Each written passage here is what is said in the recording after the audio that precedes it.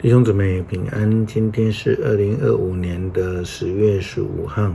今天的经文是诗篇61篇，列王记下卷15章第1节到第7节，马太福音第10章第5节到15节。今天要跟大家分享的主题是受差遣。在神制或是所谓的神人制的时代，人们相信所有的王和皇帝都是由上帝所受命，并且借着祭司来膏抹安立的。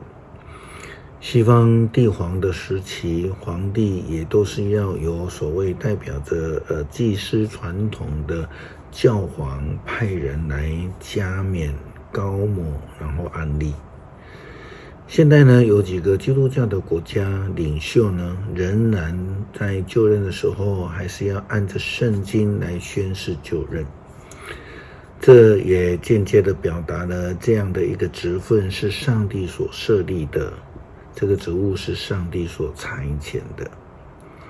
既然如此，这些受上帝差遣设立的人，是否能够完全遵照上帝的法则来行事，其实那就可不一定了列王记下卷15章第1节到第7节记载了亚玛谢的儿子乌西雅担任了犹大王的期间，虽然是上帝眼中看为好的王，但是却仍然没有废除山头坛，使得人民也仍然在烧香拜偶像，因此上帝就降灾给他们。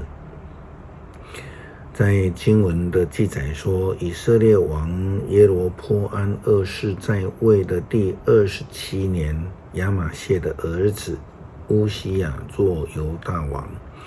当时候乌西雅16岁，他在耶路撒冷统治了52年。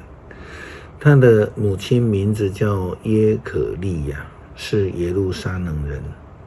乌西雅效法他父亲的榜样，做了上主认为对的事，但是他没有除去山丘上的神庙，人民仍然在那里献祭烧香。上主降灾给乌西雅，使他长了麻风，一生受这个病的纠缠。他住在自己的行宫，国家大事由他的儿子约坦处理。约西亚其他的事迹记载在犹大列王史上面。他死了，葬在大卫城的王室坟墓里，他的儿子约坦继承他做王。耶稣呼召、训练并且差遣了12门徒出去传福音。他们被要求的就是要学习跟耶稣基督一样，去传福音，去赶鬼，去医治，甚至行神迹。换句话说，就是要行出耶稣基督的标准。马太福音第10章第5节到15节，耶稣差遣了这12人出去，吩咐他们不要到外邦人的地区，也不要进撒玛利亚人的城市，你们要到以色列人中迷失的羊群那里去。所到的地方要宣讲天国快要实现了。你们要医治病患，叫死人复活，洁净麻风病人，赶鬼。你们白白的得，也要白白的给。钱袋里不要带金银铜币，出门不要带旅行袋或是2件衣服，也不要带鞋子和手杖，因为工人得到供应是应该的。你们到一个市镇和乡村的时候，先打听那里有谁愿意接待你们，就住在他家里，直到你们离开那地方。你们进了一家，就说愿你们平安。如果这家的人欢迎你们，你们为他们求的平安就会临到这家。如果他们不欢迎你们，就收回你们的祝福。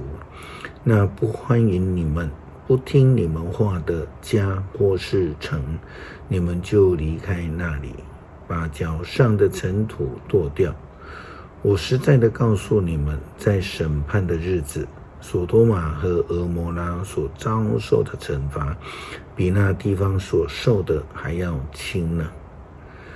门徒们他们受差遣去传福音，并且将平安分享给每一个他们所到之处的人们。但如同我们经常提到的约翰福音第3章16节到18节所说的，只有相信并且接受的人才能领受永生，才能够享受平安。诗篇61篇，上帝啊，求你听我的呼求，求你垂听我的祷告。我在远离家门的地方，心里忧闷，向你呼求，求你领我到安全的避难所，因为你是我的保护者，是我抗拒敌人的堡垒。求你容我终身住在你的帐篷里，让我在你的翅膀下得庇护。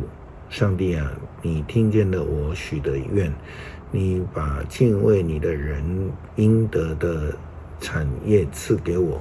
求你增加君王的寿数，求你使他万寿无疆。上帝啊，愿他在你的面前永远掌权，愿你以你的信实和不变的爱来保护他。这样我要永远歌颂你，我要天天向你还我许的愿。愿主的平安与我们同在，差遣我们成为平安之子，将上帝的平安与世人分享。祷告奉主耶稣基督圣名求，阿们。